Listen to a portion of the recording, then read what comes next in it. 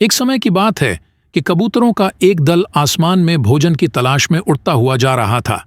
गलती से वह दल भटककर ऐसे प्रदेश के ऊपर से गुजरा जहां भयंकर अकाल पड़ा था।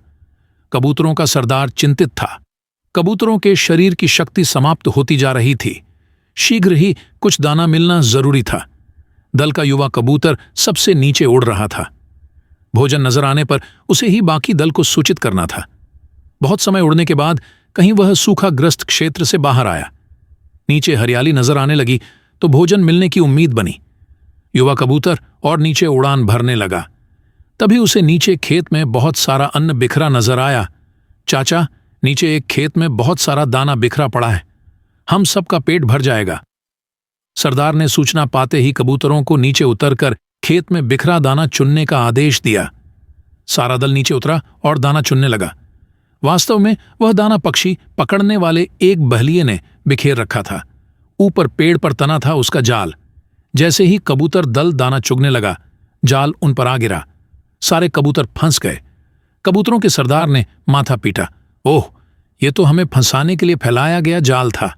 भूख ने मेरी अक्ल पर पर्दा डाल दिया था। मुझे सोचना चाहिए था कि इतना अन्न बिखरा होने का कोई मतलब है। अब पछताए होत क्या, जब चिड़िया चुग गई खेत। एक कबूतर रोने लगा, हम सब मारे जाएंगे। बाकी कबूतर तो हिम्मत हार बैठे थे, पर सरदार गहरी सोच में डूबा था। एकाएक उसने कहा, सुनो, जाल मजबूत हैं, यह ठीक है, पर इसमें इतनी भी शक्ति नहीं कि एकता की शक्ति को हरा सके।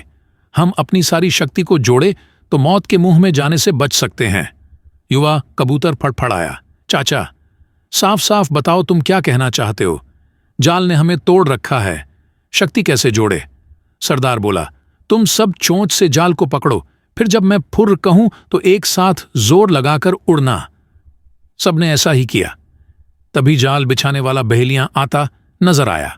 जाल में कबूतर को फंसा देख उसकी आंखें चमकी। हाथ में पकड़ा डंडा उसने मजबूती से पकड़ा। वह जाल की ओर दौड़ा। बहेलिया जाल से कुछ ही दूर था कि कबूतरों का सरदार बोला, फुर्र। सारे कबूतर एक साथ जोर लगाकर उड़े तो पूरा जाल हवा में ऊपर उठा और सारे कबूतर जाल को लेकर ही उड़ने लगे। कबूतरों को जाल सहित उड़ते देखकर बहेलिया अवाक रह गया। कुछ संभला तो जाल के पीछे दौड़ने लगा।